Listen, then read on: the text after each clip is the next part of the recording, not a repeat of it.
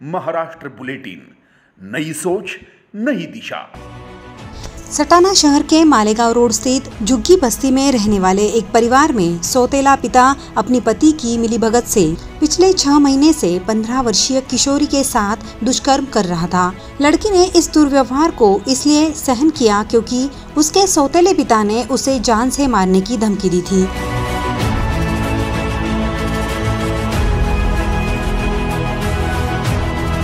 रोज रोज की प्रताड़ना से तंग आकर लड़की ने आखिरकार हिम्मत जुटाई और सटाना पुलिस थाने में पहुंच गई।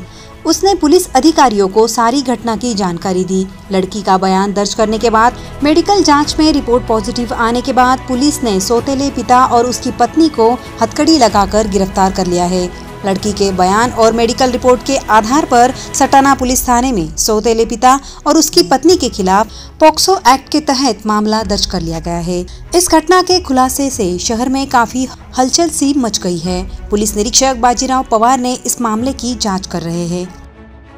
मालेगाव रोड येथे राहणाऱ्या एका 15 वर्षाच्या मुलीवर तिचे सावत्र वडील यांनी 2024 पासून वारंवार बलात्कार केला आणि तिच्या आईने त्या कामी त्यांना मदत केली अशी पोलीस ठाणे येथे तक्रार दाखल केली असता पोस्को कायद्याअंतर्गत तसेच बलात्कार संदर्भातली जी कलमे आहेत ती सर्व कलमाचा वापर करून यामध्ये गुन्हा दाखल करण्यात आलेला आहे। गुन्ह्यातील आरोपी सावत्र बाप व आई असे दोघांना त्या ठिकाणी अटक करण्यात आलेली आहे। आई 2 दिवसापूर्वी जी मॅजिस्ट्रेट कस्टडीमध्ये नाशिक जेल येथे असून वडील यांना पोलीस कस्टडी असून आज रोजी त्यांना आम्ही एमसीआर करत आहोत। समाजामध्ये अत्यंत गुन्हास्पद असा हा गुन्हा आहे। माझी समाजातील सर्व पालकांना विनंती आहे की सर्वांनी आपापल्या मुलांच्याकडे काळजीपूर्वक लक्ष द्यावे। कोणताही अनुचित प्रकार घडणार नाही याची काळजी घ्यायची आहे।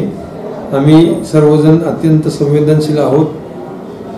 कुठल्याही प्रकारचा चावटपणा कुठलाही खपवून घेतला जाणार नाही। कायद्याप्रमाणे जास्तीत जास्त शिक्षा कशी देता येईल याबाबत आम्ही प्रयत्न करू। महाराष्ट्र बुलेटिन के लिए सोमनाथ जगताप, देवला।